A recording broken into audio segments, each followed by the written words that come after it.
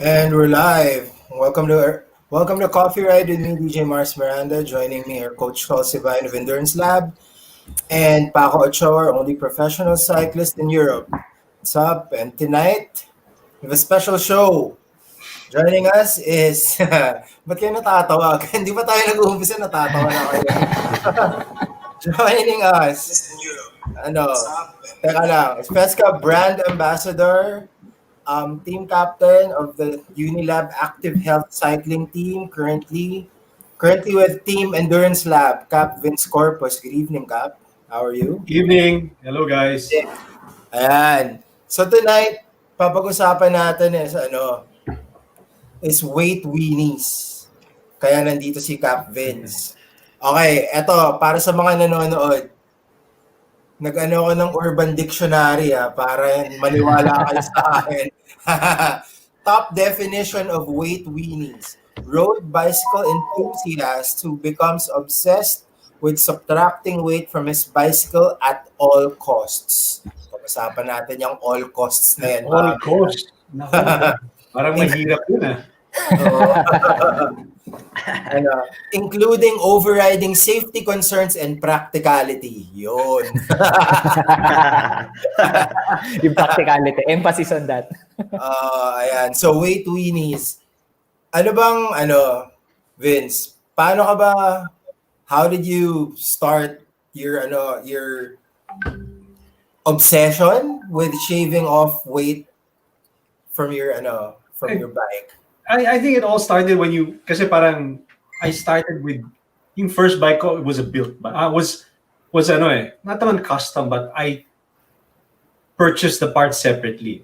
So parang doon mo malalaman na parang di ba? Bibili ng frame, bibili ng components. It's sobrang excited dati, parang lahat yata na nakita kong for sale na dapat i-build for the bike.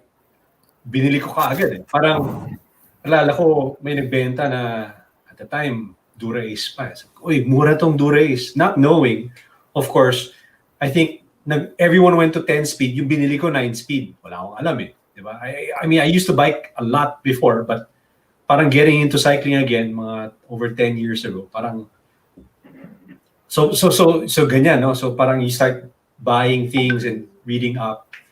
Tapos you tend to you read up on parang certain write-ups about parang what's legal or what's the UCI standard, which is 6.8 kilos. So syempre makikita mo na parang okay, if that's the legal limit, parang can I build something or can I make something towards that limit?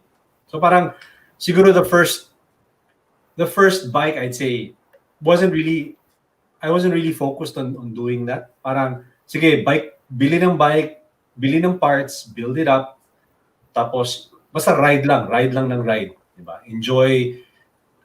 Enjoy trying to see parang how things work, diba? Parang para mga talaga mag-shift ngayon kasi dati I think when I was first introduced to cycling, the time mga racer downshift pa So ito, STI na style.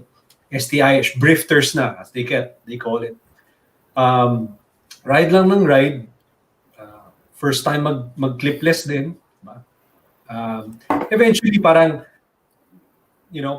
ako kasi I like tinkering with things even before cycling. So parang nagsimula yung parang slowly weighing things, slowly upgrading. Siyempre, as a cyclist, typically mahilig tayo sa ganun.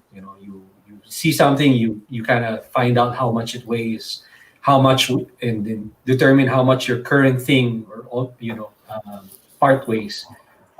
Tapos eventually, papalitan mo ng papalitan.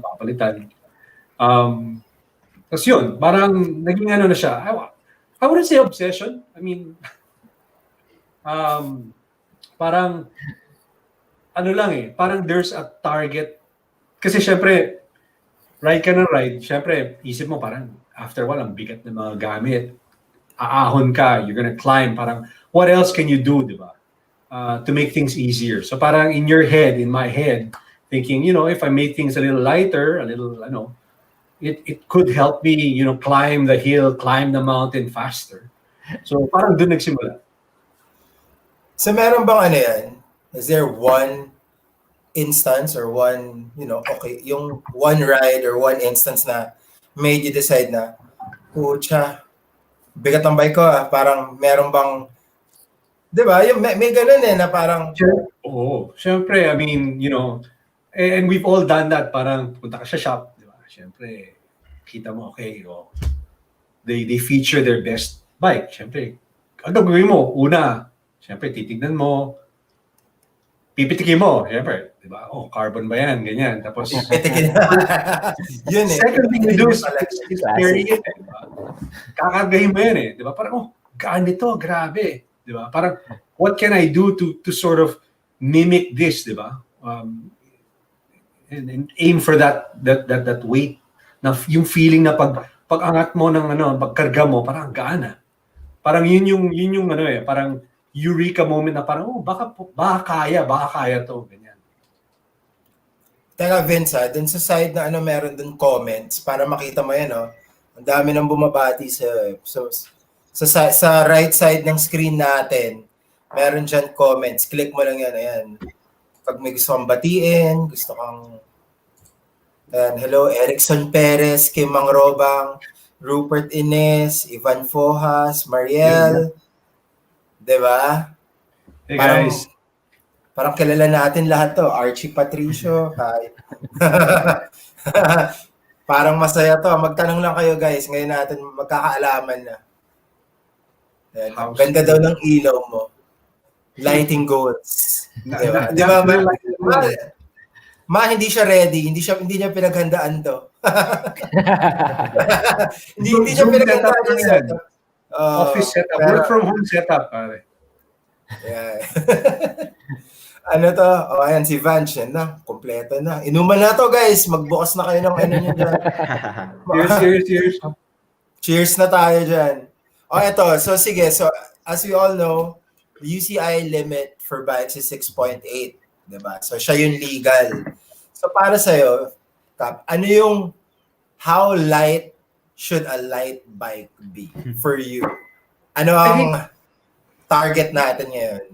Parang matagal na discussion yan even within the pros, even within social circles na parang 6.8, the legal UCI limit has been in place for I think over 15 years. I think 20 years na yata. And since that time, parang a lot of improvements in technology, in material sciences, diba? Parang in manufacturing processes, parang is now parang out there.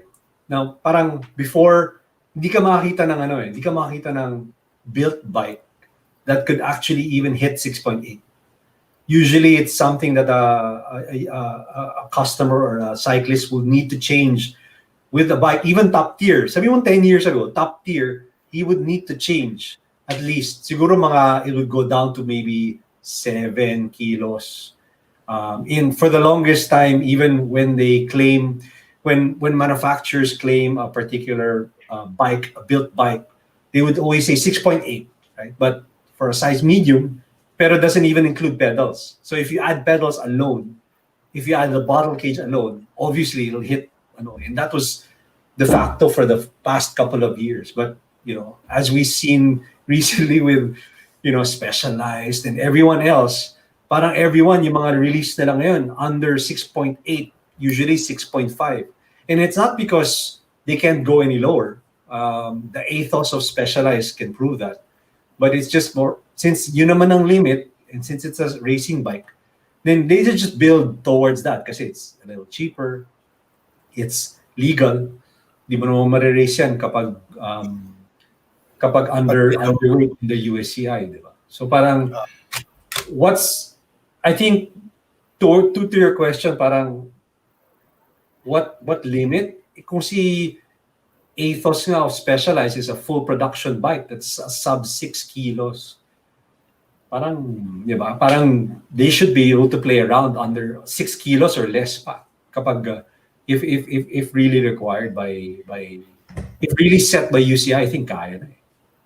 Di ba yung mga pros ngayon, naglalagay pa ng tingga eh. Yes. Bracket. or kung saan they add, di ba? And just to hit that limit. So parang I think it's high time for UCI to maybe review. But I understand naman na parang it's also for safety. Parang they want to build it. They want to ensure na parang the bikes that the pros like Paco ride are safe beyond the limit of technology and manufacturing. Sige, for the benefit of the people watching, since you mentioned safety, so ano bang pros and cons? Alam na natin yung pros ng magaan na bike, mas madali umahon, 'di ba? Parang ano yung cons? So what are ano yung pwede mo maging, safety issues with a sub 6 bike? I think parang siguro it really depends on what components. Parang siguro if we were to take a step back and think, parang what components would parang let's just say you're building a bike or you already have a current bike.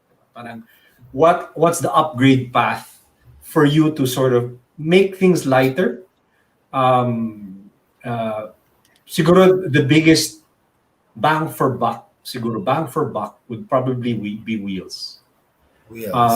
Typically, if we talk about, I'd say, typical, not necessarily top tier bike, your wheels would probably be the first thing in the range of, parang medyo training wheels, di ba? Typically, not necessarily race wheels. So parang, that would be your safest bet. There are many wheels today that are very, very light that already are UCI approved, meaning pro approved, and still is used in the peloton, used professionally, and are very safe. So I mean, there are many brands out there, whether in-house brands of the top brands or even parang these specialty wheel brands that build bikes na build wheels that are very light. So parang I probably think that's probably the first thing you would want to do to make your wheel to make your bike lighter. And there's added benefit, di ba? Parang especially sa mga umaahon. That's kumbaga they call it weight yung what do you call that? You carry that weight, it's spinning weight. So parang if you lessen the spinning weight, especially during climbs, it's easier in theory to accelerate. So kumbaga keep that pace up a particular hill or particular ascent. Sa brands, marami. I mean, to keep it safe, I mean, typically, I think many of the brands naman have good QA, quality assurance, quality, and you need to sort of focus on brands that you hear and you know. Eh, marami mga siklista dyan magtanong-tanong ka lang what the brand they gravitate towards to. And the ones you see in the shops now, I mean, the local shops, many of them are pretty light already. May tiers naman yan, depending on particular budget. Diba? So I think the mainstream brands are a safe bet to sort of ensure na medyo safe siya.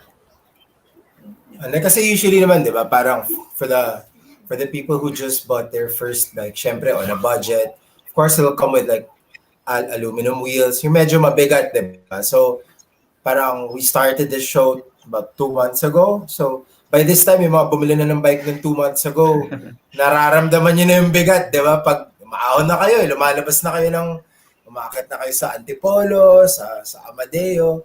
So parang nafe-feel nyo na okay, alam ko na kung saan ako nahihirapan. And yun na, parang one of the causes might be the weight of their bikes. So, ayan. So for you guys watching, first thing you can upgrade are your wheels para medyo... And di ba parang, I think it's a misnomer na carbon is everything. I mean, there are components there that are actually made of aluminum that can actually, come close or even are lighter than carbon components. So parang ang price difference mo malaki. And there are aluminum wheels there, for example, that are, 1.5 kilos or around that range that are actually considered light. Even carbon wheels are around that range also. And aluminum lightweight wheels. I mean, there are many brands out there that actually support that already. So parang it's not in the choices that you have, very very wide. Meron mga high-end brands, meron yung mga medyo mainstream brands that would actually have cheaper alternatives for making your bike lighter. Another example, stems. People think na just because carbon stem ka, ang gaan. It's actually not the case. The lightest, I think the lightest durable stems out there are actually made out of aluminum. So parang aluminum. It's good to do some research or a lot of research towards yung parang how to make your bike lighter. Parang take it slow, diba? Do a lot of research, ask a lot of friends. To be able to build it. It's a very, it can take a very slow process. At saka yung maganda, di ba? Kayo, alam niyo yun, Sol, di ba? Mars, parang medyo pinag-isipan mo one particular part. Hindi buo eh. Parang corny naman yun, di ba? Parang slowly dapat ano ba yung, what's ano ba yung focus mo ngayon, di ba? Anong component gusto mong tignan ngayon to make it a little lighter, a little better. Diba? Dapat yun yung journey mo eh. Hindi naman, ang corny naman yun, I think, parang in one go, ang gaan-gaan na ng bike. Parang, pag-uwi naman yun, parang, diba? I think also para sa mga nakikinig na baka medyo na lost sa mga pinag-usapan natin about weight. Kaya importante yung weight sa cycling kasi merong isang number na sobrang importante sa mga siklista lalo pag nasa road and kung nagti-training ka or nagko-compete ka, it's power to weight. So yung ratio ng kaya mong i-produce na power through pedaling and yung binubuhat mong weight kasama ikaw, lahat ng dala mo pati yung bike. So I think yung the best way para pataasin yung power to weight bukod sa pagpapalakas ng power is pabagsakin yung weight. So kaya sobrang importante na pinag-uusapan yung pagpapagaan ng hindi siya mental lang na parang umakyat ka sa overpass, mabigat yung bike mo, tapos parang mabagal yung andar mo. kung less than 2 kilos yung bike mo or yung buong setup mo, mas mabilis ka hamak. So yun yung kaya importante yung pinag-uusapan natin na weight. And to support yung sinabi ni Paco, when you, for example, just search YouTube and then yung mga ultralight builds na pinapakita nila for the Hill Climb Challenge sa UK kasi sobrang hit yun doon, like time trial style pero ahon, di ba? So makita mo yung mga walang preno yung likod, kaya harap lang may preno kasi for safety concerns, required sila. Tapos nun, parang ilang cassettes lang yung nasa likod. Naka-drill yung may nakita ka pang SRAM red, dinrillium pa nila para lang lahat ng extra weight. Meron, tama ba ako, Vince? Around 4.9 yung bike na yun, di ba? That was the, I think, something Rose X-Lite. Kind of, grabe. Sorry, the lightest? The lightest? Parang, sub 5 kilos. Sub 5, I think, sa 4.9 eh. So, pero yun nga, actually, when I was building up my climbing bike last year for KOM Taiwan, I was consulting Vince. So other than for sure, like workouts, I consult me about it, fitness. But yung sa building, I had to consult him. And sabi ko nga, Vince, I'm trying to lower down the weight. It's already at sub 6.8, no? Parang sabi niya, you want to really lower down the weight, ditch the power meter. Sabi ko, di ko kayang mag-ride na walang power. Compromise, di ba? Tatanggalin mo yung manibela, wag lang power meter, no, Coach? Wala, galiin daw yung manibela. I had a suggestion pa nga, sinabihan ako eh. Coach, gusto mo, 100 to 150 grams yan. Gusto mo, strip sole na natin yung pintura ng bike race. Siyempre, sponsored. Di mo pwedeng mawala yung, shout out of course to Miss Cecil T sa Villiers, sabi ko, of Unison Bikes. Di pwede. Kailangan kita yon sa photos and doing Taiwan. So, of course, may certain compromise. But it was, like sabi nga ni Vince, it was a build-up from pagaan as we prepare for Taiwan. It was a very nice journey to have. And so, Coach, sinabi mo nga, di ba, KOM, di ba? Walang ano eh, hindi UCI sanction. Yes. There's no weight limit, so you can build it as light as you can. As light as you can. Honestly, the lightest the bike was at 6.2. Sabi ko, kaya ko pa bang ibaba to ng 6? And then I think you shared na gusto ko pa siyang bumaba, you'll have to spend like X amount of pesos na. Parang di na ako willing kasi yari na ako kay Nina eh. Okay. Since minention mo yung X amount of pesos, may question si Sir Lito Vicencio. Oo nga eh, nakita ko nga eh. So ano yan? Siyempre, correlation Lito, unfortunately, di ba? Ayan. Natin yan. There's a positive correlation between the weight of your bike and the weight of your wallet. This is true. Not always. Ayan, sige. I think, yun nga eh, parang going back to what was mentioned earlier, parang you just have to be, very meticulous with regard to the components you choose, the brand you choose, diba? The materials you choose. But I would think this day and age, you can actually build a very light aluminum bike that actually could be sub UCI limit.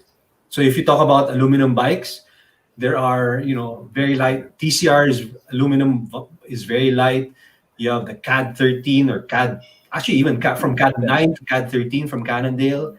I know that there are other brands out there that you can build that's made out of aluminum. That it's really very light.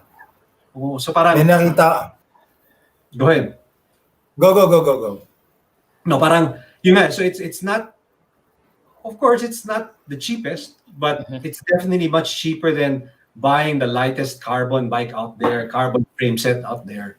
So kaya naman. I mean, just choosing the components well would go a long way. I remember my first lightweight brake set.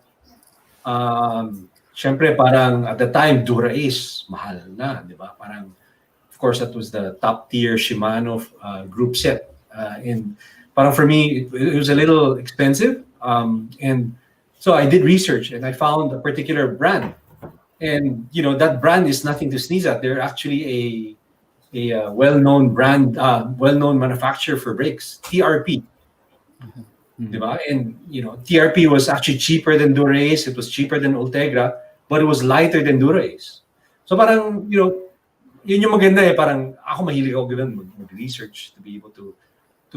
It's the challenge, diba? It's the mission. It's the challenge that kind of drives you to find that. Parang nakadaya ka. Kumaga, it's a cheat to be able to get a light bike out there.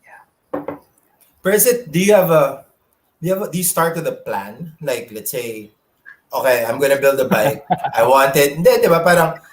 Parang may plano ka. I want to build a bike. I want to make it sub 6. May path to sub 6 ka na ba in your head? Or go with the flow ba yan? Or is it a trial and error process? Depende rin. Kasi minsan, there are guys na, syempre, you buy a bike or you build a bike, syempre, pinaghirapan mo yan eh. I mean, you save money for that, diba? So parang, syempre, this is all you can afford for now, diba? So, it's your upgrade path. It's not because, and you upgrade, for many things. One is performance, of course. One is, you kind of want to get the better components, diba? And to get coupled with that is the lighter weight that comes with it. So, I mean, that's one path, diba? Pero for other weight weenies naman, may spreadsheet yan. Yung tatami. Yung tinuro niya sa akin yun. Tinuro niya yun sa akin. May formula ba yan na okay, pag in-input ko dito sa Excel ko na magkabit ako ng, kayari, THM na crank, mag-automatic, okay, the total weight of your bike is 6.2. Ganon. So there's a forum that Weight Weenies visit, which is Weight Weenies Weight Weenie's forum. So they have an extensive list of components and weights. So parang it's a shared resource amongst different weight weenies. It's a safe environment. It's a safe forum of like-minded individuals that aim to sort of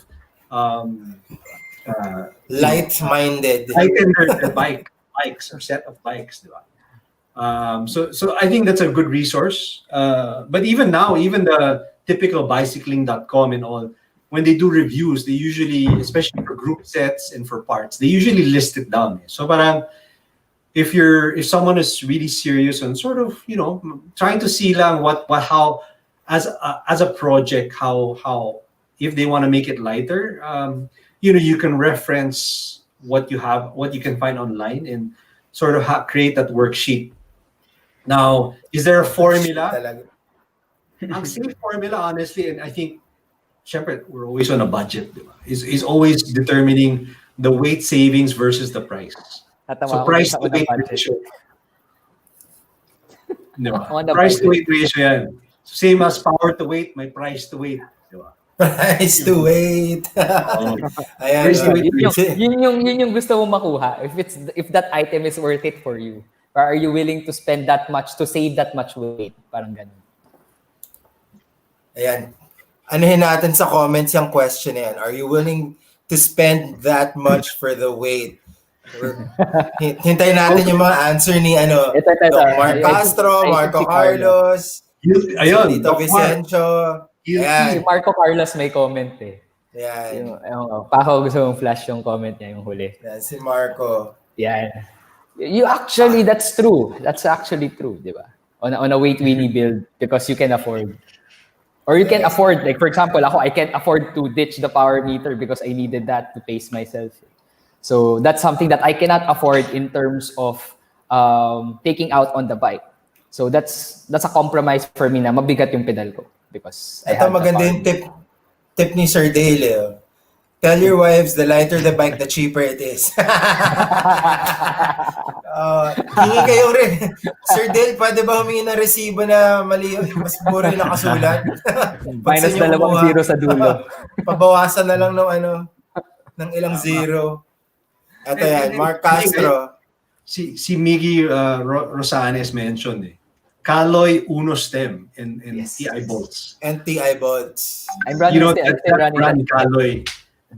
Holy Grail yan kasi it's for standard, produced stems, they're one of the lightest. You can compete, they can compete with Italian, Taiwanese, American brands. It will come out very, very light and it's not expensive. Yes. So, yun nga, to the point raised earlier, if you do your research, yun yung maganda Parang, pangit naman na, well, of course, if money is no object, then sure, why not? Diba? Pero, alam naman tayo, medyo may budget tayo. It's a slow process to build something.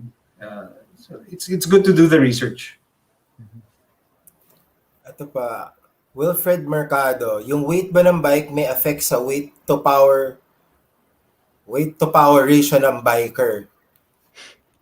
Parang Total weight siguro. Total weight. Yes. Pero syempre, yes, meron talaga yan dahil tandaan mo pag umakyat ka ng bundok, kasama yung bike mo Kung siguro lahat kayo yun buong so pag tinimbang mo siya, actually parang medyo misleading yung pag tinimbang mo yung bike tas pagaanan kayo ng bike. Kung mabigat yung rider, mas mahirap pa rin umahon. So isang example niyan tulad ng mga sprinter sa professional peloton.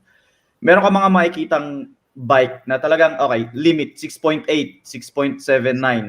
Talagang sakto na yan yung buo kasama yung battle cage, yung pedal. Pero makikita mo yung rider na sasakay 80 kilos na sprinter.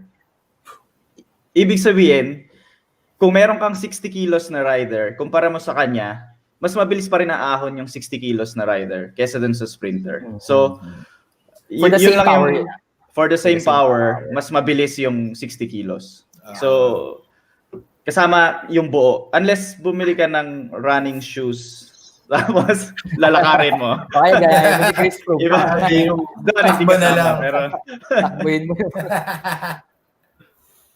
Hindi, pero ganun din for the beginner. Kasi parang recently, di ba, a lot of the new cyclists have been, climbing Antipolo, climbing magaan nga yung bike nyo, pero meron kayong top bag, meron kayong top tube bag, marami kayong nakasabit. Mabigat din yun, So, you might wanna parang syempre yung ride nyo, hindi naman ganun kalayo. Hindi nyo kailangan magdala ng toilet paper dahil baka ma-CR kayo, di ba? Di ba parang, yun, overall weight siya bike, ikaw, and everything that you have on you when you go out on your ride. So yun that affects your power to weight ratio na, I guess, ito natin. of course, syempre kasama yung lahat ng equipment na nadala mo. Helmet, kung may mas magaan na helmet.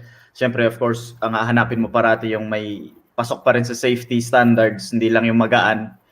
Hindi yung parang binili mo lang sa latag na styrofoam na pang... Oo. So, marami. Pati sapatos. Ngayon, marami ng sapatos na Climbing sobrang specific. gaan Climbing na specific. stiff pa rin. So, lahat ng pag tinimbang kasama yung bike mo, pati ikaw, lahat ng dala mo, yun yung nakaka-affect sa power to weight. Lahat. Ayan. Rupert Ines, wet wipes. Sorry, Rupert. Essential ang wet wipes. Ayan. Lalo na ngayon. Kailangan yan. Hi, Drew Aureliano. Watching. Hey, Drew. Lakas din umano to si Drew. Sumabay ako sa kanila no Sunday. Walang pahinga-pahinga eh. Tsaka maganda yung ni Drew. Si Drew naka-aluminum bike din pero magaan. Nag-build siya ng aluminum na bike, tapos kinabitan niya ng e-top, kinabitan niya ng lighter components para, di ba, mahabol mo yung weight na gusto, para at least yung aluminum bike medyo on the lighter side na. So, Meron, I think, a few years ago sa Axion Hagens Berman na team, nag-race sila for one season with Alley Sprint na aluminum bikes. I think pasok siya sa in between siya ng limit pati 7 kilos. So if weight yung pag-uusapan and aluminum bikes, hindi siya actually ganun ka-factor. Yun nga lang, alam ko, isang disclaimer, may mga nagrereklamo sa stiffness compared sa carbon siguro mas medyo less stiff siya, pero kung pagaanan lang, magra-ride ka lang, I think pwede na siya. Okay yung Alley Sprint din. Magaan na rin siya. Parang it's lighter than some of the medyo entry-level carbon bikes din. Kasi yung layout ng carbon ng mga entry-level, hindi naman ganun kagaan din. So, pwede rin. May option din kayo. Like, Drew had an ALR, a Trek aluminum ALR. So, Aluminum ALR. Yeah. so yun. So yung Trek ALR, yung TCR ng Giant, the Alley Sprint ng Specialized. So you have your aluminum frame bike options din na pwede nyo rin pagaanin. And for a fraction of the cost versus like a light carbon bike. So pwede rin yun. Ano to? I see FL bikes or is watching. Yun yung mga idol ko yan sa weight weenies. From Hong Kong to, di ba? Oh, Hong Kong and Cebu. Yeah. Hong Kong, Cebu. Shout out to FL Bikes. Yeah. And Coach Moy from Endurance Lab Manila. Coach Moy, nanonood. Ito. So, ano to? So, ayan. So now that people, I guess, some of the people watching are getting ideas na okay, pwede kong pagaanin yung bike ko. Ano ngayon yung price range ng ganyan? Hi, Peter Hortaleza. Ano yung range lang naman. You don't have to parang what are the parang basic components that you can start with na low end and then to the very expensive ones. You mentioned parang, so Mars, you mentioned a couple of lightweight frames na aluminum, no? Aluminum. And this is they're definitely cheaper than carbon frames. So you mentioned the Trek ALR, ALR. Cannondale CAD 13 that's out now. I think TCR hasn't come out with their latest one, but their old TCRs were fairly light also. Those easily are below 50,000 pesos. Yeah. That's actually the price of. It's even cheaper than probably an entry-level carbon frame. Right? Yes. So that alone is already good. Wheels alone, I know you can get wheels that are about 1.5, maybe around that range for, I think, 15,000 pesos. Definitely under 20,000 pesos. And those would probably be considered light already. Then the rest, the cockpit, the saddles, ganyan, there are, good price, I'd say, that are good options that you can definitely build towards a 15-pound or a 6.8 kilo bike, which is, light in its own, di ba? I guess kung yun yung target natin, di ba? And it's a good target, di ba? It's a good target to have. I think also, sobrang importante ngayon na magbigay lang ng konting disclaimer na yung weight hindi siya equal sa performance, comfort, aerodynamics. Definitely comfort. So siguro meron akong alam na isang saddle na local dito sa Portugal, isa siyang carbon brand na ginagawa ng isang aerospace engineer. So matibay siya, sobrang gaan, as in yung isang saddle niya na magaan, parang 45 grams lang na saddle, carbon. Si Vince. DM ano ba yung 45 grams na saddle? Ang brand niya is Gelu, Gelu. So yung gumagawa siya ng mga carbon parts, ng mga spare parts, nagre-repair din siya ng mga carbon bikes. Pero ang totoong trabaho niya, parang aerospace engineer. Siya yung gumagawa ng mga carbon parts ng eroplano, ng mga space shuttle siguro. So matibay siya. Pero ang isa niyang challenge nung binubuo niya yung saddle, yung comfort. Kasi carbon walang kahit anong padding, talagang yun lang. Talagang carbon lang siya. So ingat lang sa mga nag-iisip na, okay, bibili ako ng pinakamagaan na makita ko. Siyempre, yung comfort, ibang usapan yun. And I would agree on that, Paco, kasi last year, kumuha ako ng ganong saddle na full carbon, walang padding, hindi ko makayanan ang hindi magandang shorts. I had to invest on a good pair of bib shorts na maganda yung chamois. And it was yun yung go-to shorts ko. For example, mag-ride kami, like, or shout out kay Mark Rivera tsaka kay Ivan Fojas and the rest of the Filipino contingent last year. Doing all the crazy climbs ginawa namin preparing for that event, worth it. Yun nga, sabi nga ni Doc Mark, it's the smiles per mile, right? And mapapangiti ka na, ganito yung response ng bisikleta ko. It was really worth it building up that bike. Pwede rin kung para lang ma-endorse ko yung brand na konti. Gumawa siya ng 4 or 5 models na depende sa lapad ng seat bone mo.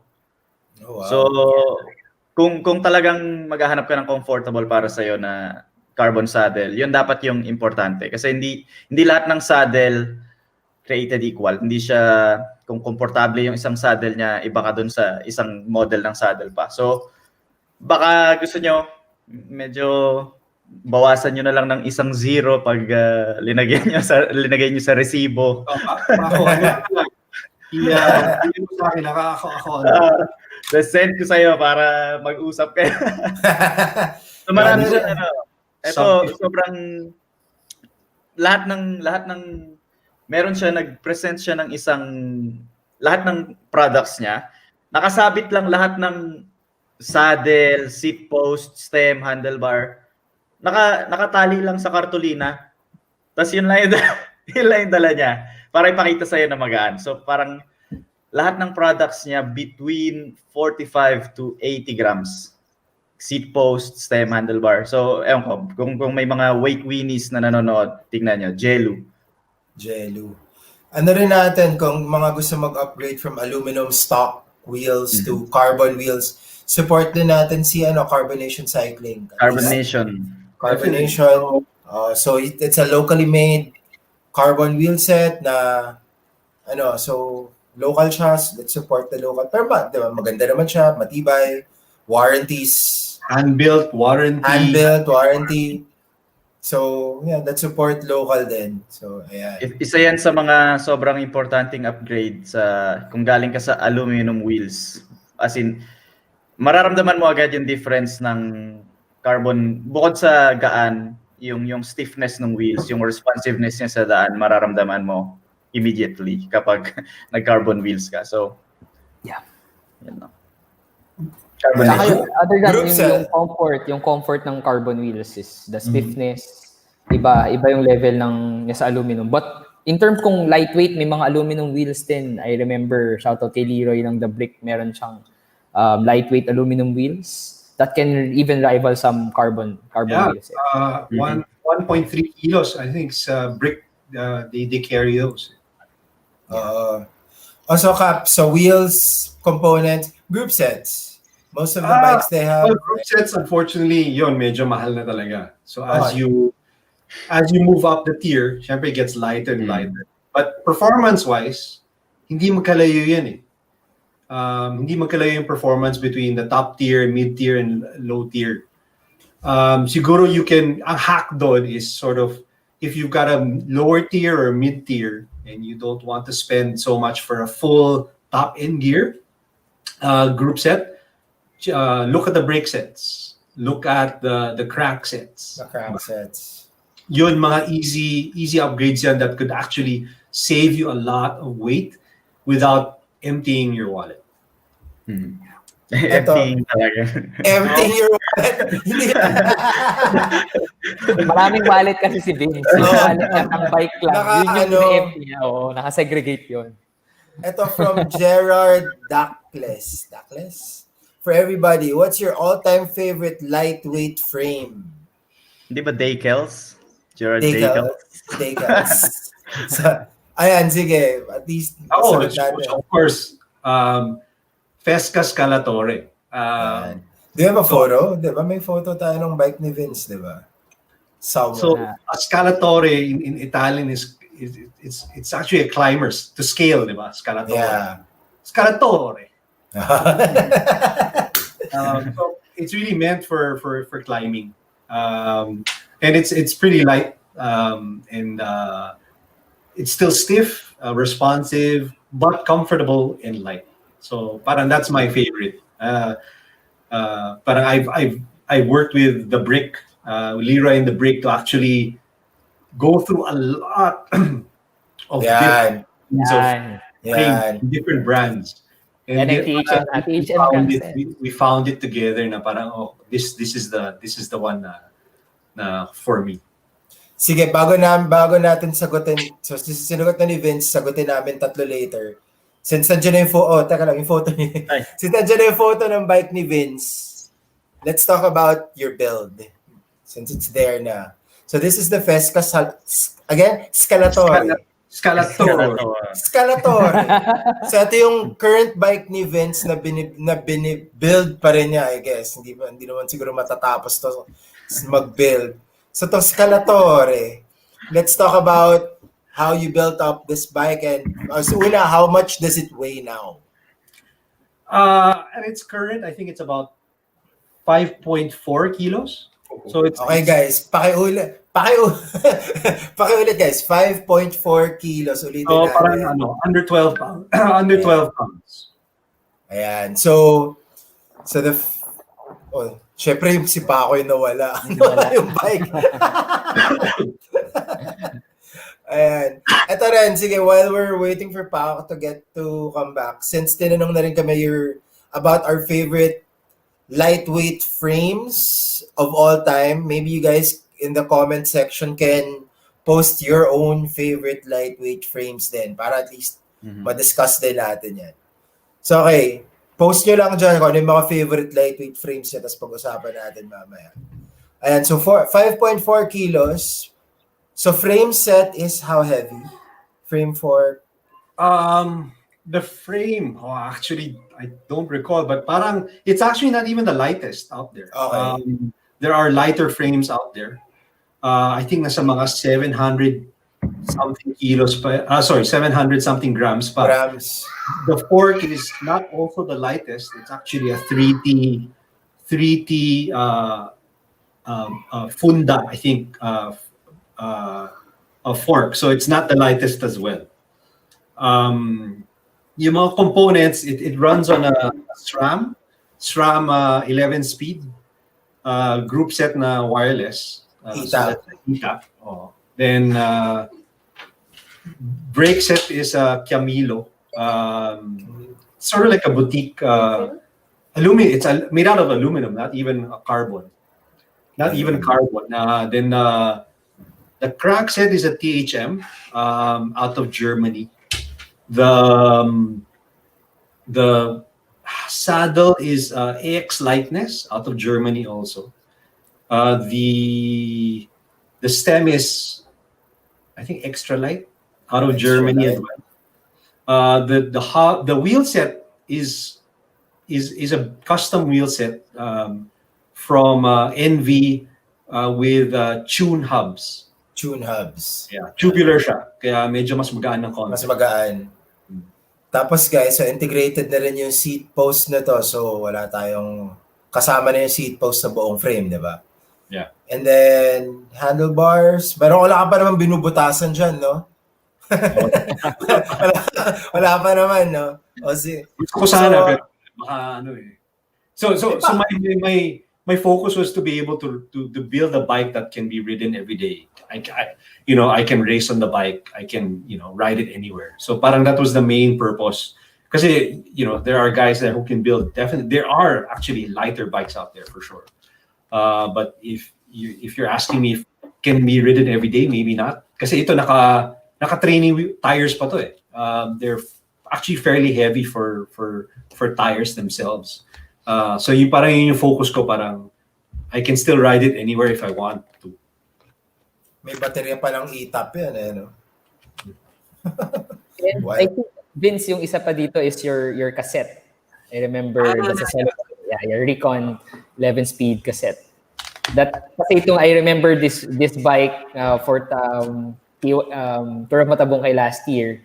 Parang, I think that was the Queen stage. Tapos naghahanap na ako ng mas magaan pa na wheels and parang malapit na akong, pwede ba Vince, pahiram na ng wheels mo para mas gumaan pa yung bisikleta? But of course, ayaw mo nang, baka madurog ko yung cassette eh. So, yeah. But that's one of the lightest cassettes out there. Ito from Steven Fante. What inner tubes do you use? Anong inner tubes mo? Tubular siya eh. So, walang inner nga tube. pala. Sorry, tubular nga pala. Ayun. So, yan ang 4 po. May power meter ba yan? Walang power meter yan actually. Okay. So, pero meron pa siyang igagaan. Malamang. No? Kaya pa siguro. Meron Kaya pa naman. Pero, siyempre medyo Gagaan din ang wallet natin. Masyado. Ito rin, Steven Fante. Anong model ng Tune Hubs? I think it's it's not the carbon one. Whatever was released na hindi carbon, kasi the carbon obviously is the lighter, at least build. I can't remember lang which model. Okay. Let me check actually. Sige. Ito pa, tunog palang magaan na. Scalator. Ano to? Guys, kayo naman, anong favorite lightweight frames? Frame sets nyo. Ayun, Bianchi, Specialisma. Ito rin ba, Specialisma? Ganun din ba pronounce niya? Specialisma. Wow. Hindi, kasi di ba, Italian eh. Kayo, Coach Sol, pa ako, lightweight frame sets. Ako, Villier 07. May 06 na. 07. Yun. Isa pa yun. Kasi meron, alala ko, I don't know if Mickey is watching, yun yung meron silang battle niyan eh. In one of the, ako lang yung naka 6 kilogram bike doon sa group na yun. But lahat sila sub 6. The name of the group is sub 6. And then sila yung laging magtatalo na mas magaan yung ganito na yung bike. And they post about it on social media na nakakatuwa. And sino may big splurge in terms of regalo sa sarili. And I was chatting with Vince nga about the THM. It's like something really nice to have. Ang sabi ko nga sa kanya, definitely deserves about it, and definitely one for the bike also. Solid yung THM. Ako, hindi ko alam kasi kung hindi pa ako actually bumuo ng bike para gumaan. Pero generally, syempre pag bubuo ka ng bike, para nasa isip mo na gusto mo yung pinakamagaan na kaya mo. Pero last year, nag-race ako dito sa amateurs with Canyon Ultimate na naka-disc brake. 6.9 or 7. So, pwede na. Pero hindi, yung sa level ng 5.4 at 6, hindi, medyo malayo tayo. Ako so far, yung SL6 na tarmac. Yung SL6 hindi pa yung mas climbing siya eh. So on disc brakes yung last siya, out of the box. Tapos naka Ultegra pa ako na pedals. So hindi pa siya magaan. So ba siya parang 6.9 with Pero yun yung Athos, parang medyo excited ako subukan siya. Yung specialized na Athos na 5 Pang-Rizal mo yan, Pwede ko ba Ethos ba ang susunod? Parang gusto ko nga, Athos. Hindi kasi we were talking about the lightweight components, diba? So si Specialized kasi released a new line of Roval lightweight components. Yung Alpinist, parang ganun. Na Alpinist na lighter than the normal S-Works components. Pero yung stem ng S-Works na aluminum, magaan siya. Yeah. Yung S-Works na aluminum frame, mas magaan pa kaysa dun sa carbon. So, yun. Ako, naalala mo yung Trek Emonda mo? You had the Trek Emonda pa.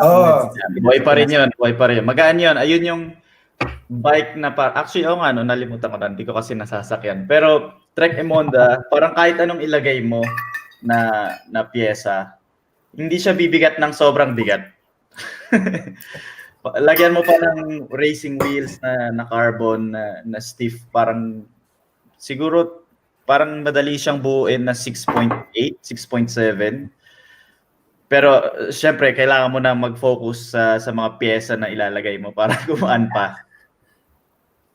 Ito pa, from the comments, from Lance Asprek, Canyon Evo. From Marcos Sadsad, TCR Jordan Ruiz, Cannondale Evo Strip the Paint from Steve Infante. Sino to? Si Philip Antuaco has that. Tuwan ko yun sa Cartimar at grabe yung bike build niya. And yung mga favorite na mga weight weenies, yan, yung mga Cannondale Evo. Yan, Evo. I think the 2014 version or 15. Scott Addict. Favorite yan. Tatanggalin nila yung pintura para maganda yung finish niya. Tapos it's probably one of the lightest frames, at least from that era. Of course, I think nothing can compare to Athos right now na full production frame. I don't know if there's anything lighter than that. Ito pa, Colnago Extreme C from John David. Very light too. Sunmig Light or MP Light? Archie Patricio. Sunmig Light or MP Light? Light talaga yan. Ito si Kim Mangroba. From Kim Mangrobang, Tarmac. Ayan, naka-Tarmac din si Kim. Maraming TCR. Maraming nagsasabi TCR. Maraming TCR. Ito from Shirlito. Stork Fascinario 0.6. Stork. German, yeah. And Stork are very stiff frames from what I heard from users. Yeah. Ayan. So, ito, Lawrence Vivar. Out of the box, may Alley Sprint. is very light at 8.3. May igagaan pa yan. Kaya pa yan. Malayo ka pa. Meron pa. Marami ka pang pwedeng gawin dyan. Yeah. Pero yun naman yung fun, di ba? Yung Yes. isipin mo, okay, ano pang pwede kong gawin para gumaan tong bike na, para lighter pa siya every time I put on something new. Kenneth Wong, ano ang usual limit ng carbon frames? Limit sa I think for a production bike, typically I think they do limits mga 100 kilos eh. Yep. Unless ng tao. If I understand correctly, di ba? Parang tao. Yes. The lighter top tier carbon frames na super light, they hit 100 kilos yung limit nila. Although I know the Pinarello F12 Xelite was 80. Wow. 80 kilos ang maximum weight, rider weight. But the rest, I think they can do 100 kilos or would be probably the heaviest. Check nyo I think yung the best way para i-check nyo, kapag bibili kayo ng carbon bike, hanapin nyo yung UCI sticker. Kasi ibig sabihin quality tested yon ng UCI and approved. So, technically, kaya niya siguro yung sinasabi ni Vince na 100 kilos na rider. But hindi lang kasi yung nakapatong ka eh. Hindi lang pumipedal ka, nagsisprint ka, dina-downhill mo. So dapat I assume na kapag in-approve ng UCI yan, matibay naman siguro yan. Tapos kung mas mabigat ka doon, di sabay kayo magpagaan ng bike. Sabay na kayo. Sa isang bike shop dati, may natatandaan ako sa Glorious Ride. Si Mang Boy, yun yung parating nag-a-assist doon. Merong tumitingin ng mga magagaan na handlebar, na mga stem. Sabi niya, Mang Boy, ano ba yung pinakamagaan dito? Tapos sabi ni Mang Boy sa kanya, kung ikaw muna magpagaan. Oo, kasi kahit magaan bike mo, mahirapan ka pa rin. Diba? Eto, for Marco Sadsad, my current project bike, how do you read this? Siok Extro? Siok. Paano mabasahin yan? At least yan, may option. If you're watching this and you're thinking about buying a lighter bike, ayan, check out the comment section for yung mga suggestions. Ito, mga cyclists na matagal na eh. So they know their bikes. They've been through a few bikes na rin. So ayan, Steve Infante, SL4 Tarmac ko, walang sticker na UCI. Naku. Akala ko suggestion. Binibenta din ata sa sa mga latag sa circle yung sticker ng UCI. Ayun. Hindi, di ba? Para at least if you're looking for lightweight frames, actually magaan din pala nagamit ko before, yung Factor na O2. Yeah. Yung O2, magaan din siya. So yeah, at least you guys can see your options for your next upgrade, next bike. So we're talking about the components, the group sets, the wheels. So yeah, at least come back to it if you try to decide what your next upgrade is gonna be. Yeah. Ayan. So ano pa ba? Meron nakita comments sa THM components, tapos nun, is it the journey or parang building up? Napag-usapan natin yung kanina. Honestly, there is already a built bike at 6.3. It's a 3T lightweight THM edition. Okay? And then I computed it's around slightly close to 700,000 pesos. But yun na yun. Buo na siya. Naka-e-top ka na, naka-lightweight wheels ka na, the THM components, lahat na. Wala ka nang papalitan halos eh. So, but again, parang for me, as a builder, or the past how many bikes we have gone through, di ba? Lalo na si Vince, ang daming pinagdaanan niya. So, but alam mo yun, it's the journey. Di ba natin pinag-usapan? Ang dami na pinagdaanan niya. Parang lileglag mo siya dun, ah. Sorry, Cap. But parang coaching him for the past few years and minsan nga, we're gonna ask about it. And actually, I think isa sa pinaka, hindi man, back then, si Rudy, remember, building up that Festka. Parang inputs from Rudy also. Shout out to Tritech Bike Fit Lab boys. I don't know if I hope you're watching. Okay. Tawag dito, hindi kasi sila big proponent ng lightweight, lalo na si Rudy. But it's important, the fit. I think that's one of the pinaka-importante pa rin. I mean, discounting. For example, makakuha ka dyan ng lightweight nga na stem, pero sobrang haba naman sa'yo. It's not worth it, definitely. That's for me, my personal opinion. Okay? Kasi kahit gaano kagaan yung bisikleta mo, if the bike doesn't fit you, okay? I think that's very, very important to have that aspect na dialed in pa rin. Okay? Other than we were talking about weights here. Okay? Guys, don't compromise. Yung sabi nga ni Paco, don't compromise quality.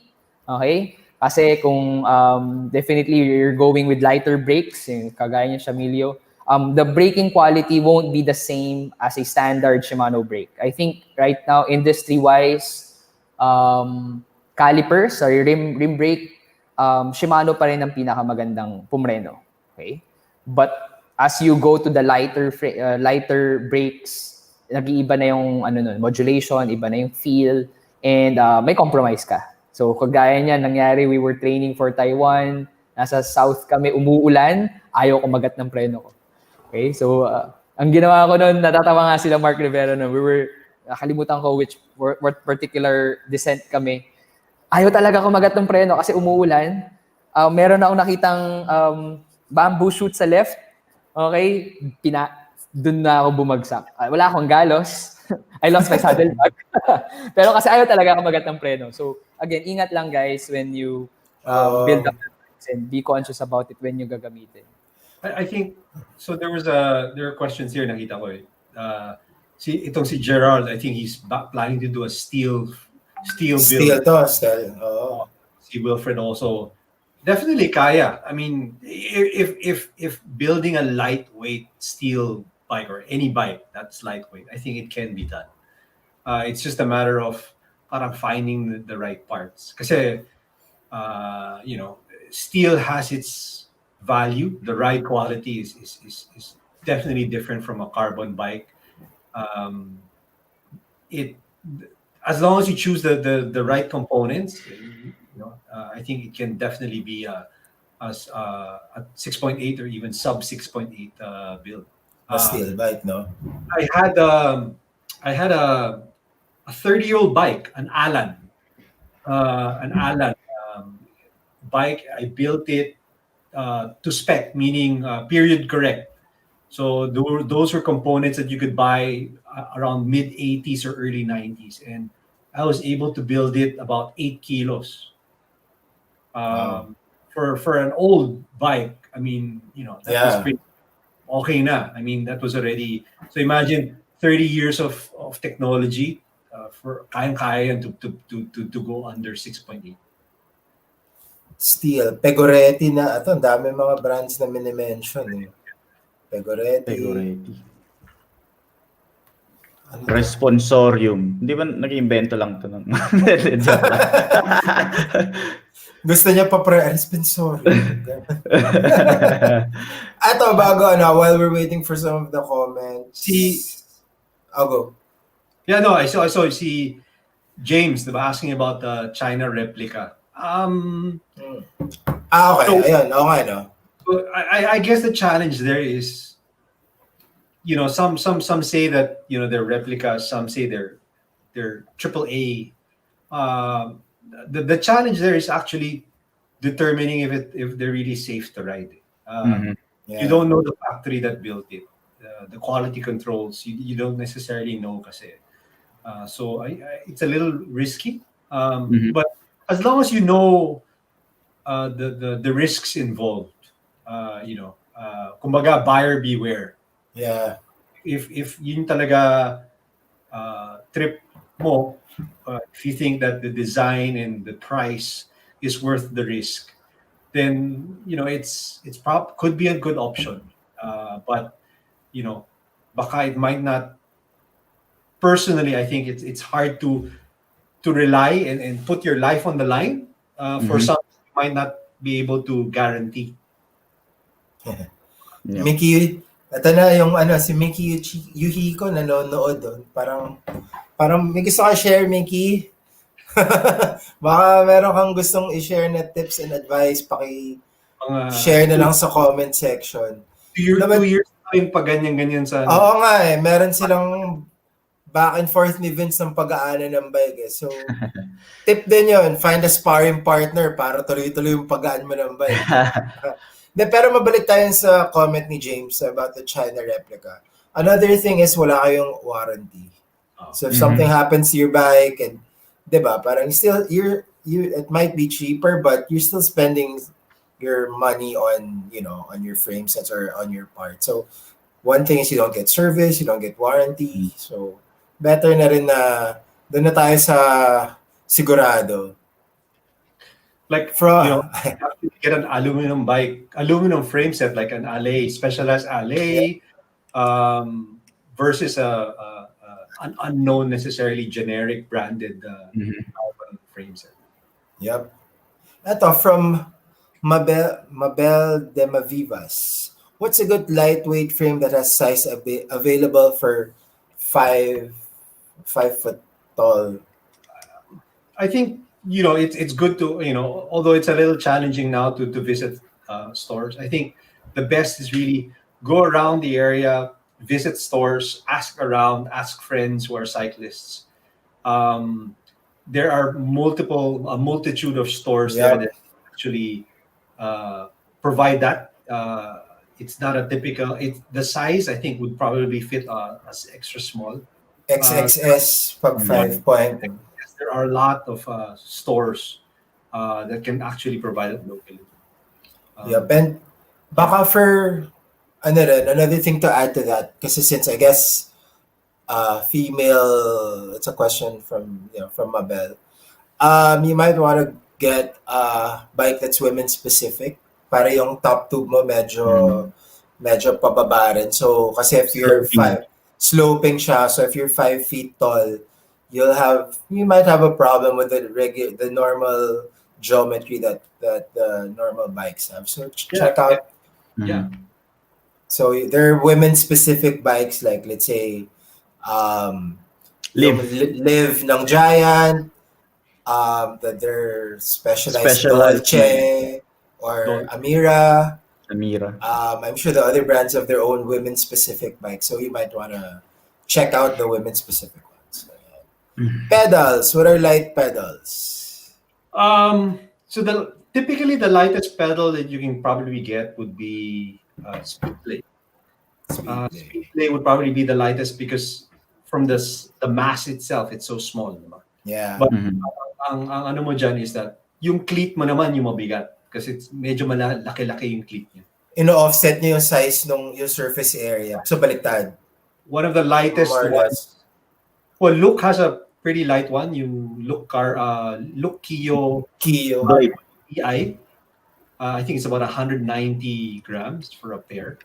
A little lighter than that is Time. Espresso, 15. That's even lighter at around 180, 170 something grams per pair. Kasi if you guys are wondering, like we're talking about 10, the difference of 10 grams, 5 grams. Kasi pag pinag-combine nyo lahat yan, it adds up di ba? Parang, kunyari, mabawasan mo ng 10 grams to, 20 grams to. Pag binuo mo yan, medyo malaki rin it adds up to a significant amount. Ito na si Mickey. If you have weight weenie aspirations, what is a decent frame weight to start with? I think in this, I mean, if you're gonna get a frame that's currently available, that's from stores, I think a good start is about 800 grams or less. That's a good target to do. So imagine nyo guys yung 800 grams, parang bumili lang kayo ng buong chicken, tas tanggalin yung dalawang pa siguro. 800 grams na siguro yung fried chicken nyo na yun. Sorry. Lita Vicencio, espresso pedals. Ito yung mga suggestion. Bill Rosales, always check for rider weight limit of certain, nawala. of certain components, make sure not to max it out. So, yan. Always check for the rider weight limit of certain components and make Dale, sure not to max. I mean, you know, ang roads dito sa Pinas aren't necessarily ideal. So, Yeah. kahit sabihin nila, okay, 80 kilograms yung weight limit mo. And let's say you're lighter than 80 grams, pero 80 kilograms. But, you know, with the roads that we have now, yeah, it's not necessarily a risk-free type of... Oo. Dito nga yun, ako naka-desk ako na bike. Isang solid na lubak, umuurong yung nagme-misalign yung mga rotor ko eh. Lubak pa lang yun. Ito, Chris Angelo Pagal. Specialized sizes goes lower than 48. Yes. Hanggang 44. So double XS for... Most brands naman have double XS, di ba? Mga for ganong size. 44 for the shorter people. Ito, Jason Abraham. What are your thoughts on Drillium? And where do you start? Where do you start drilling holes on your bike? Parang mahirap kasi ngayon the way carbon's designed, di ba? Yeah. It's specific to a particular layup. So parang for carbon components, it's pretty risky, to be honest. Siguro yung for components, you know, old school yan. Ganda tignan eh. Actually, artwork yan. If you look at Drillium na group sets before, parang artwork siya kasi parang sobrang precise ang pagka-drill nila to the components, to the derailleurs, to the brake levers. Maybe, but for modern components, it probably be pretty risky. Na-explain natin ano yung Drillium. So Drillium is... So Drillium is the process of literally drilling, di ba? Drilling into components to shave off, literally drill off and shave off weight. So yung mga parang pag tinignan mo yung brake lever mo, hindi mo naman kailangan yung buong yun, di ba? So bubutasan mo siya, kung ka talagang drill, bubutasan mo ngayon yung STI, yung brake lever mo kasi pag binutasan mo nun, makakapreno ka pa naman, makaka-shift ka pa naman. So, yung mga hindi kailangan na material dun sa mga components mo, binubutasan na nila yun. I think the current interpretation of Drillium is probably cutting off certain components. So I think earlier on the comments, yung mga hill climb events. So that's fairly famous in the UK, wherein no rules applies, but of course it needs to be a rideable bike. So typically some of them cut off the ends of their bars, of their handlebars, kasi hindi naman nila ginagamit sa hill climb. Or they cut off, for example, yung seat post nila. So may minimum naman for the longer seat post, minsan they just cut it off just to save some weight there. Ganun. But typically, ganun na yung mga tinatanggal nila. Kasi pag hill climb naman, the race is just going up eh. Diba? So you don't need all of your brakes and you don't need all of your handlebars kasi hindi ka naman magda-drops pag umaakit ka. So, ipuputulin na nila yun or tatanggalin na nila yun para gumaan palalo yung bike nila. So, yun yung weight savings strategies na or ways na ginagawa na para mag-cause ng weight sa bike. Huwag nyo naman butasan yung gulong nyo. Diba? Yung mga wheels. Siyempre may safety ano pa rin tayo dyan. Eto, Vin, sorry. Maiba lang tayo. We just have to ask you this. Since it's a coffee ride, what do you order when you have a coffee ride? So pag nag-ride out tayo, ano bang order mo? Americano lang. Light talaga, no? Pati sa order light. Ayun pa. Hindi hindi ka ba kumakain pag nag-ride tayo? Parang usually sa rides, meals-wise, parang mas during the ride, kumakain kami.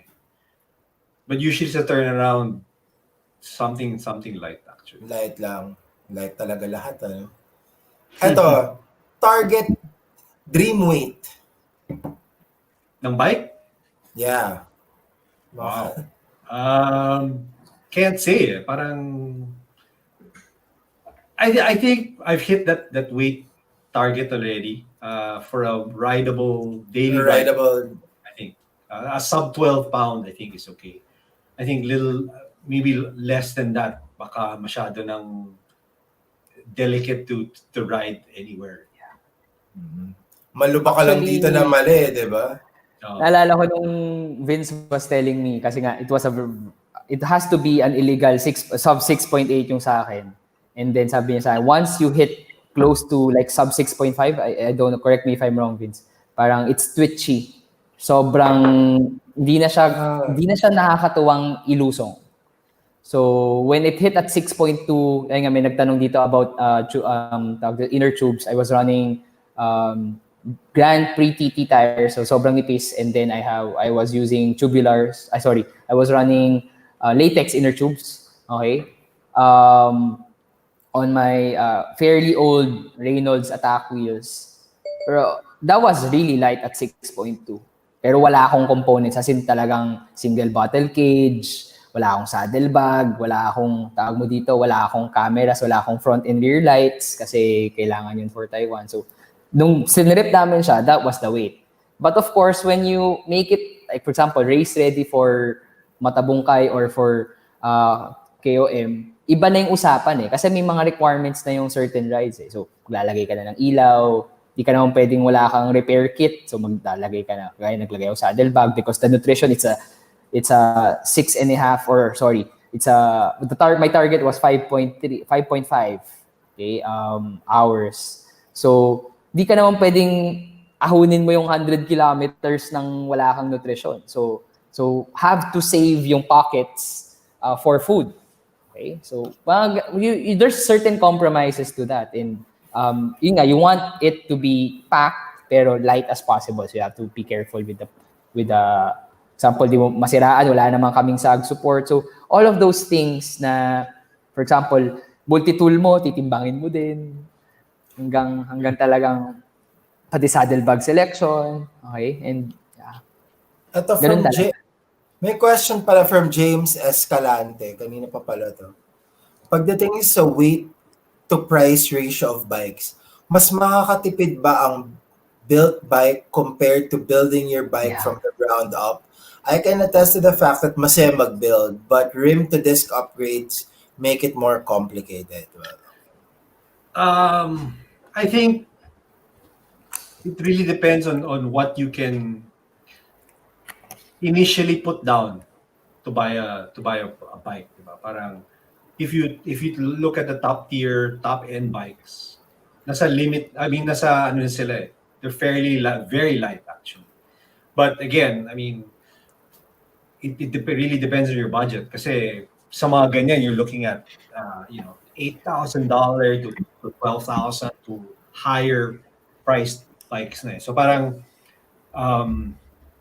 it maybe I don't think in the long run, I mean, unless you're really aiming for those components, it might be cheaper to still build from the ground up. Kasi, you don't necessarily have to buy a brand new frame. You can choose. Hopefully, may magbenta dyan na, medyo mas mura frame set, di ba? Then the wheel set also, especially during this lockdown, I could definitely see a lot of guys na nakatambak lang yung wheel eh. So they wanted to sort of dispose, ang dami nagbenta ng mga lightweight, whether full chrome, zips, head, wheel sets there, nakatambak lang, hindi ginagamit, so binenta. So you could actually find good deals for those things. So marami rin nag-shift from rim to disc. So if you want to still keep to rim brakes, rim frames, marami nagbebenta dyan because marami nag-move nga, to your point, Mars. Ang disc brakes, it's a little more challenging to make them lighter. They're easily at least 500 grams heavier than a rim brake version. Yan, abang-abang lang kayo dyan kasi diba madami ka may bibiling wheel set na rim for rim brakes kasi nga yung previous owner nag-move na to disc brakes. Siguro yung mga brake caliper, 'di ba? Yung mga ganyan, yung mga pwede mong hanap-hanapin piece by piece. It's fun then to, search on, like, have your finds online na, uy, nakabili akong so-and-so wheel set for this price na, 'di ba? At least, may fun pa rin yung process niyo. I think importante din syempre yung kapag bumubuo ka ng bike, kailangan mo parating isipin yung function niya. Saan mo siya gagamitin? Anong ride ba yung gusto mong gawin? Either endurance ride, adventure, or mag-race ka sa road, hill climb, or time trial, whatever. So, depende talaga sa kung ano yung gusto mong gawin sa bike mo. Ganon mo siya buuin. Kasi tulad yan, si Vince, ang kanyang aim is to make the bike lighter and lighter and lighter and lighter hanggang maging hangin na lang. Pero syempre, if magre-race ka sa mga UCI races, 6.8 yung limit. Yun lang talaga yung kailangan mo buuin. So, depende talaga sa kung saan ka magre-ride and kung paano mo siya gagamitin. May question dito, na si Sir Lito Vicencio, pero hindi ko lang mahanap eh. It's about crosswinds. I saw it earlier. Yeah. Crosswind. So if you have a really light bike, how does it work when, pag may crosswinds na pag hinang? Ayan, Lito Vicencio, one of the issues against a very light bike is crosswinds. How does one handle crosswind while riding a really light bike? Parang typically, I think kapag deep-wheeled carbon or deep-wheeled wheels, I think doon mo mararamdaman yung hangin. And syempre, kung medyo mas mabigat ka na rider, di ba? Kung si Coach Sol Si Sol. medyo mas mararamdaman yan di ba, Coach? So, yun lang. Wala talaga.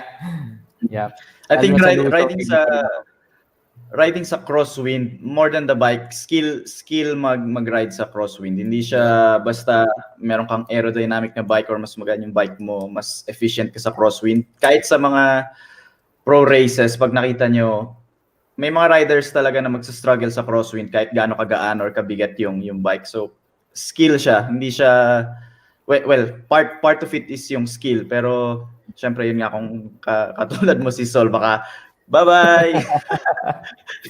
Yeah, and talking about sa pros and crosswinds, ang masarap panoorin dyan, yung form ng echelons is yung Belgian teams. Lotto Soudal, galing nila to break the peloton, right? So when you look at it, yung iba namang sprinters nila doon, hindi naman lahat naka-aero bikes. Some of them are running close to 6.8 na sprinter or kita mo, because they just like the feel of a well-accelerating bike because it's light. So, tama, sisip pa ako doon. Definitely, can attest na ibang level na yung racing at that level. Tapos nun, riding of crosswinds. Yeah. Hindi rin siya about the way. Just hide behind someone bigger than you. Yes. Just do not hide behind Sol. Nalala ko nun. Ewan kong nanonood si Alfie. Si Alfie ka talaga. Time trial kami. Ganun ako, parang wala akong nararamdaman. Parang masarap pa rin ako. Wala. So tip yan, guys, kapag, for example, mag-group ride kayo, okay, tapos maliit ka, like fairly me, okay, hanap ka ng pinakamalaki sa grupo, tapos siya. Pero kawawa yung nasa likod mo talaga. So, naalala ko lang just to share, back then may group ride, tapos to, nakatuto ko kay parang si Alfie Catalan yung nasa likod ko. Ako nagdadala. Sabi doon ka na nga sa likod kasi wala akong matutukan sa'yo. Ang laking tao ni Alfie, di ba? So, actually, hindi naman kasi kailangan kasi laki ni Alfie kahit kami tumutok sa likod mo, Coach. Wala din eh. Wala kami na nakukuhang lahat ng hangin, ramdam mo pa rin eh. Kaya sa team time trial, important yung order ng pila ninyo. Right? That side story lang sa natin. Wait, Weenies. But si important yung order. Si Brian Gad, for buying frame ba, saan ba dapat mag-focus si buyer? Sa weight po ba? Or sa geometry? Madami kasi nagsasabi na wag yan, mahirap geometry niyan sa ahon.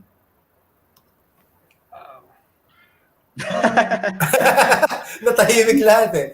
Parang- Hirap yung geometry sa I ako. mean, geometry-wise, Algebra na lang pag mahirap yung geometry. there's certain designs that lend towards a climbing bike. So parang for me, aside from my Festka, Giant TCR is my all-time favorite also. Kasi medyo mas compact siya, mas shorter yung wheelbase. So it's a little snappier up the climbs. So parang yun, I don't know, but typically I think people claim na ang TCR mas okay kapag climbs. But it doesn't necessarily be it's not the brand, but geometry nga. Parang sabi nga ni Paco, tignan mo lang talaga, there are certain designs there that lend towards a more snappier bike, and that's what probably lends to a better climbing bike for some. Or baka naman I think aero. also, syempre, importante din isipin yung bawat rider, kahit magka-weight kayo or magka-size kayo ng bike, iba yung responsiveness ng bike sa bawat individual. Kasi, kunwari, isang example lang, pag may tumatayo sa ahon, kunwari parang Alberto Contador or Froome na style, parang yung balance mo sa bike, kung gaano ka forward pag tumatayo ka, gaano ka backward, yung fore and aft ng upuan mo pag nakaupo ka, lahat yan may epekto sa geometry ng bike. Hindi yan basta sinabi ng bike company na specialized geometry for climbing. Okay, sige, baka generally for climbing siya talaga built or designed. Pero bawat rider may iba't ibang responsiveness sa bike, kung paano padyakan, kung ano yung style mismo nung pag-ride. So I think the best way para malaman mo is kung masasakyan mo. Yun yung the best way na malaman. Oo. Kasi tulad ng ngayon, ang daming bikes na top of the line, lahat ng components top of the line din. Pero pag sinakyan mo isa-isa, iba-iba ng feel eh. Iba-iba ng comfort, iba-iba ng geometry. So if masasakyan nyo talaga and mara-ride nyo, mas maganda. Baka naman yung iba kasi parang, kasi some people start off like they get a frame, tapos automatic, pro look, slam yung stem. Yeah. Alam mo yun, so try mo muna na as is, na huwag ka muna magbawas ng spacer kasi baka fitness level mo. May tao kasi like, let's say pa ako, kasi may comment dito na you can't ride in an aggressive position. If you can't ride aggressive riding position, you won't enjoy the bike. Pero depende rin yan eh. If it's someone like Paco, who's used to riding in with an aggressive riding position, kaya niya na kahit maghapon pa mag-ride din na nakayuko, okay lang. But for someone normal, like let's say me, hindi ko kakayanin yung, di ba, may chan ako, si Paco wala. So syempre yung chan mo, nakaharang yun eh. So, ano rin yan eh, kailangan mo talaga i-try. Tapos wag mo madaliin, like, kaya may spacer yung steer tube mo para pwede mo siya gradually ibaba, di ba? Merong seat post na may setback or kaya may adjustments yung bike mo para eventually makukuha mo rin yung fit ng bike na gusto mo na, di ba? At least hindi ka palit ng palit agad. And to your point, Mars, ang bike fit can change depending on how often you ride, how much saddle time. I was about to say it, yeah. Diba? Ride time in it. So, syempre, the less amount you ride or less hours you ride, syempre, less, you can put in less power to the wheels, you're less flexible. So, medyo baka kailangan mo iakyat yung stem mo. Yep. Eventually, pwede mo namang ibaba yan eh. So, parang, unless, yun nga, kung hindi ka Paco, hindi,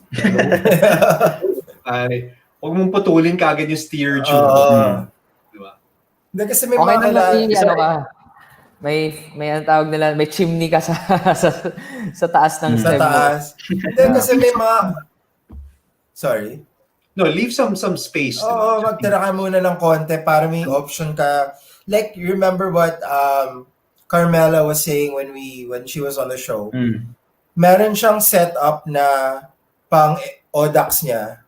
May setup siya na pang karera niya. So, pag Odax, inaangat niya yung stem niya, mas comfortable yung riding Mas position. So, but if it's a road race, papalit siya ng setup, ibabagsak niya yung stem niya siguro, tapos mas aggressive naman. So, ano rin yan eh. Depende rin sa fitness, yung sa flexibility mo, how yung fitness level mo at the time. So, it's a lot of things, come into play din. Typically, within 1 year, hello? Ayan. Typically, within 1 year ng kami, nasa 5 or 6 times nagpapalit ng fit or nag-a-adjust sa fit. Kahit isang spacer lang, malaking bagay siya, isang mga 5 millimeters ng angat or kahit 2 sa saddle. So, depende rin talaga, again, dun sa pinag-uusapan natin na function. Wala si Paco. Ayun, Naghang ka ba? naputol ako. Dito, N+1. Yes. Honestly, in terms of dun sa geometry, totoo yung the higher the saddle time that the more you can go into a more aggressive position. Other than, of course, age. Okay? We know habang mas tumatanda tayo, mas nagiging mas less flexible tayo. So, but I can still see a couple of guys na in the middle age, but they can still ride extreme a good position. Okay? Ang isang pinaka-important in terms of thinking about the front end of the bike is yung head tube. Okay? Yung taas ng head tube. And then I've ridden a couple of Villiers bikes in the past, and then I started off with their endurance bike. Ano siya eh, hindi siya ganon aggressive, but because the head tube was high. Okay, so what to do is to compensate with the negative stem. Okay, as I move into a more aggressive bike or race bike, mas kaya ko siyang ibaba. Kasi I know may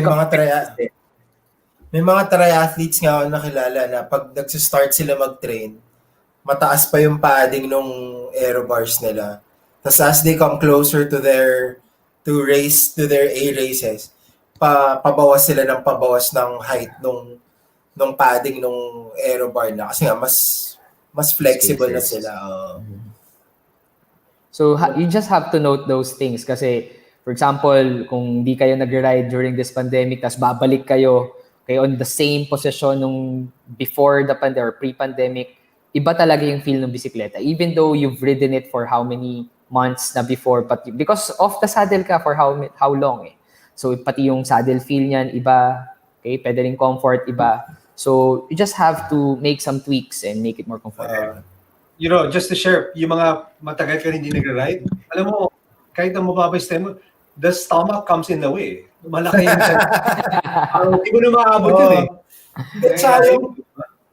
Alam mo yung feeling na pag matagal ka na hindi nag-ride, kahit pag upo mo pa lang sa bike mo, parang, ba't parang ang taas? Di ba yung parang, yung unang sakay mo, parang, ba't ang taas na tong upuan ko? Ba't parang ang baba nung cockpit ko? Kasi nga, and we've seen clients na ang tagal ng ganun yung posisyon ng saddle. That person thought na tama na yung saddle height niya. And then after like 10 months, tsaka lang namin nakuha yung ideal saddle height niya. So I worked together like with other fitters in the industry with certain clients na and doon namin makikita na anong gagawin natin para lang umabot ka sa tamang saddle height. And then honestly, as we move closer and closer, siya mismo nagsabi, Coach, parang mabababaan na ako sa saddle ko. And then we moved closer and closer to the ideal, and looks like she is using the ideal saddle height na. So you have to work your way to that. Hindi yung biglaan, ito yung dapat kong saddle height eh. Or ito dapat yung reach ko eh. So slowly move into that ideal position. It's like building your bike, but it's a journey to be in that position na mas powerful ka pero comfortable ka pa rin. Mm-hmm. Ayun, wait. 9:30 na ulit. We'll have a few more. You want to answer a few more questions before we Yeah, sure. call it a night? Kasi parang inggit na ako na umiinom na si Vince eh. Oh, while we're waiting for the questions, let's do a recap of like the shops and the yung mga models and brands that they can check out para just to get their bike builds, their new builds or their new upgrades started. Ayan, so ano pa yung pinag-usapan natin kanina? Siyempre si Leroy sa brick. So yes, he can get the parts. Yeah. So brick you can go there if you want a fully custom all-out bike, from Festka, of course, to Stebel, and many others. Or if you want to start out also, it's a great place to start. He's got a lot of different options for you. So at various price range. Sol, you mentioned Unison. Unison, yep, Unison. meron din silang entry levels all the way to the lightweight builds. May 06, 07 din sila doon. Of course, to Mark Rivera of Two Wheel Nation, Imondas, nandun din. And meron din siyang Chapter 2. Okay, yun yung ginamit niya sa Huru. Ginamit niya sa Taiwan last year. Okay, and of course, classic for me, lalo sa Pinoys, and daming pros gumagamit, even time pa ng early 2000s. TCR, I think that's a classic build really, to have as an all-rounder bike. So you can get it life cycle. I'm a long time life cycle. I think I've had eight editions of the TCR throughout, and I can attest to the quality and the support that life cycle can give you also for the TCRs. Obviously, with Mars specialized. Specialized sa mo, padating na yung mga ethos nyo. I think isang magandang guide, basic guide, hindi all-out guide for weight weenies, pero isang basic guide para sa mga gustong bumuo ng mas lighter na bike. Tingnan nyo lang yung bikes na gamit ng Pro Peloton kasi usually nasa limit yun agad na 6.8. Yeah. Tingnan nyo yung components na gamit nila, tingnan nyo yung kung anong frame set, paano nila binawasan pa. Yun yung parang basic rough guide mo para makakita ng magana bike. Yeah. Meron naman yun sa mga GCN, di ba? Parang Peter Sagan's tarmac or... Yan, kakapanalo lang. Oo nga, sa climb na nalo. Yung ginawa niya kahapon, hindi yun dahil magaan yung bike niya, malakas lang siya talaga. Malakas lang talaga siya. Grabe yung kanyang weighted average dun, ha? Normalized power niya, 394 for 4 hours. Wild. Other shoutouts, of course, is La Course Velo. La Course Velo. JP Carino. If you want the Uber brands, right? He's got it from Carbon TI. He's got THM and many others there. So, parang if you want a premium products with quality, I think he's good. Shout out also kay FL Bikes. He's out of Facebook. You can reach him on Facebook. You find him there. He's willing to. He does support a couple of brands. He at the same time you can order things through him. Just message him out. He can find the hard to find parts for you. Ayan. Si rin, Carbonation Cycling. Support our local brands. So, Carbonation. Shout out for your wheels, for carbon repair, even he helped me actually with my NV wheels. So I had some requests for him na custom, and he helped me with my Festka build.